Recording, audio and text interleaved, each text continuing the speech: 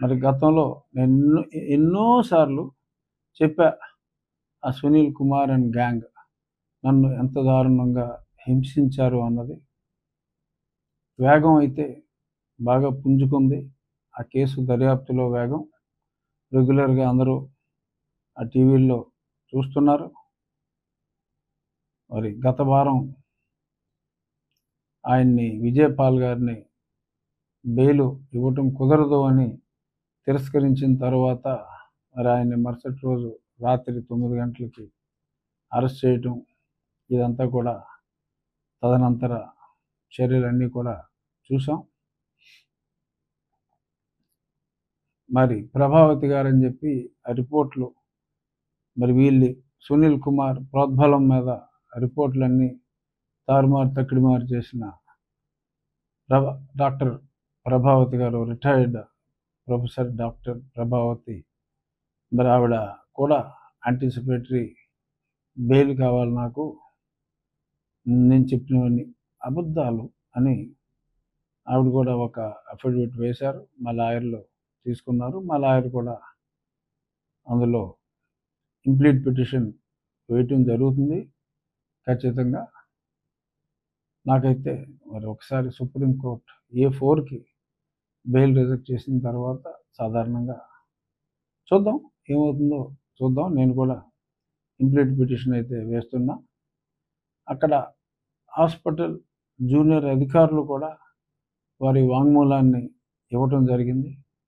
ఈరోజు ఒక న్యూస్ పేపర్లో చదివా, ఎవరైతే ఇద్దరు విఆర్ఓలు మరి ఒక రిపోర్ట్ తయారు చేసుకొచ్చారు, వాళ్ళ విఆర్ఓల సమక్షంలో నేను అంత బాగా ట్రీట్ చేశారు నన్ను, చాలా బాగా ట్రీట్ చేశారు, భలే కంఫర్టబుల్గా ఉంది నాకు ఇక్కడ అని నేను చక్క మెట్లు దిక్కుంటూ వచ్చి, అంటే నన్ను కొట్టేశారు కాబట్టి కాళ్ళు, వాళ్ళు కావాలని అలా కల్పితాలన్నమాట. ఆ కింద ఫ్లోర్లోకి వచ్చి నేను నా ఫోన్ ఇదిగోండి సార్, నా ఫోన్ తీసుకోండి, నేను చాలా తప్పు చేశానండి జగన్మోహన్ రెడ్డి గారి విషయంలో, చాలా బాధపడుతున్నానండి అని నేను వాళ్ళకి విన్నవించినట్టుగా, ఇద్దరు విఆర్ఓలు అక్కడ ఉన్నట్టుగా ఈ దగులుబాజీ గారు ఒక లెటర్ తయారు చేసి తీసుకొచ్చి, ఇంతకుముందు ఒకసారి చెప్పాను నేను, అయినా మళ్ళీ చెప్పాల్సి వస్తుంది. అప్పుడు మరి దిలీప్ కుమార్ అనే ఒక డిఎస్పీ వచ్చి సంతకం పెట్టమంటే ఇదంతా ట్రాష్ అని నేను సంతకం పెడితే, వచ్చి అబద్ధం, అసలు నా గదిలోంచి నేను బయటికే వెళ్ళలేదని సంతకం పెడితే బెదిరించాడు. నేను ఎలా మిస్ అయ్యో ఇంక ఇవాళ అవుట్, ఇది నువ్వు పెట్టకపోతే అని రెండో కాగితం సంతకం ఉన్న పోర్షన్ ఆ కాగితం తీసి వేరే కాగితం తీసుకొచ్చి ఇప్పుడు పెట్టంటే మళ్ళీ అదే రాశా.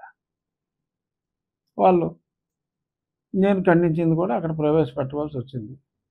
ఆ తర్వాత మరి ఇంత మునుపు చెప్పారు, మరి నిన్న 164 స్టేట్మెంట్ కూడా వారు ఇచ్చినట్టుగా ఈరోజు ఒక ప్రముఖ దినపత్రికలో చూసాం. అసలు నేను రఘురామకృష్ణరాజునే చూడలేదు, ఆ రోజు అసలు ఈ విజయపాల్ని చూడలేదు, ఆ టెలిఫోన్ సంగతి నాకు తెలియదు. అసలు యాక్చువల్గా టెలిఫోన్ ఈ బండోడు పాలు అక్కడే తీసేసుకున్నాడు, అక్కడ నా ఇంటి దగ్గరే రావటం అలా మీద పడి లాగేసాడు ఫోన్. అదేదో అలా లాగటం తప్పు, లాగటం నేరం, అదే డెఫినెట్గా అక్కడ పిక్చరైజ్ చేసిన దాంట్లో ఉండే ఉంటుంది. చాలామంది చూశారు కూడా, విట్నెస్లు ఉన్నారు. అది అప్పుడు తర్వాత వాళ్ళు షూట్ చేసేటప్పుడు మా వ్యక్తి ఒక అతను విజయరామరాజు అని అప్పుడు అనుకోకుండా అక్కడికి వచ్చిన వ్యక్తి సజ్జల రామకృష్ణారెడ్డిని కూడా చూశాడు. బహుశా అదంతా ఐక్లౌడ్లో ఉండొచ్చు. ఇదిగో సజ్జల రామకృష్ణారెడ్డి అంటే మరి అప్పుడు వుడ్లాండ్ షూ ఏదో వేసుకున్నాడంట విజయపాలు. ఆ వాడిని వెనకాల ఉన్న నా ఇంటి పక్కన వెనక ఉన్న గార్డెన్లోకి తీసుకెళ్ళి ఆ గుండెల మీద తన్నాడంట. ఆ తన్నేటప్పుడు అతను చూశాడు వుడ్లాండ్ షూ అని. మరి అంత దారుణంగా మరి అతను గుర్తుపట్టినందుకు సజ్జల్ని మరి ఇంత దారుణంగా గుండెల మీద తన్నాడు విజయపాల్. ఇలాంటి అకృత్యాలు చాలా చేశాడు ఆ రోజు. పరాకాష్ట ఏంటంటే ఇదిగో వీళ్ళిద్దరూ సమక్షంలో ఇదంతా రాశానని, అదంతా బోటకం అని చెప్పి మరి 164 స్టేట్మెంట్స్ కూడా ఉన్నాయి.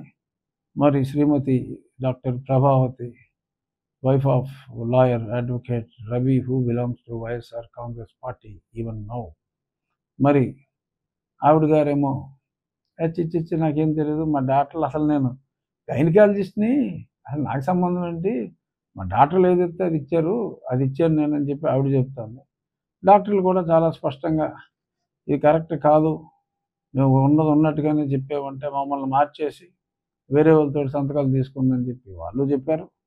ఇదంతా పేపర్‌లోనే వచ్చింది. సో, మరి ఆవిడ మరేం ప్రయత్నం, ఏం చేసినప్పటికీ కూడా ఇలా ఆల్రెడీ వాంగ్మూలాలున్నాయి. అబ్బెబ్బే! నాకేం తెలీదంటుంది కాబట్టి విచారణ తప్పదనే నేను భావిస్తున్నాను. మరి శ్రీమతి ప్రభావతి గారు ఇకనైనా వాళ్ళ ప్రభావాలకు లోనవ్వటం తగ్గించుకుంటారా? లేక ఆవిడకి కూడా మెమరీ లాస్ వస్తుందా? తెలీదు. మరి భగవంతుడు వీరిద్దరికీ మెమరీ లాస్ లేకుండా ఫుల్ మెమరీ ఇవ్వాలి అని చెప్పి మనస్ఫూర్తిగా కోరుకుంటున్నా.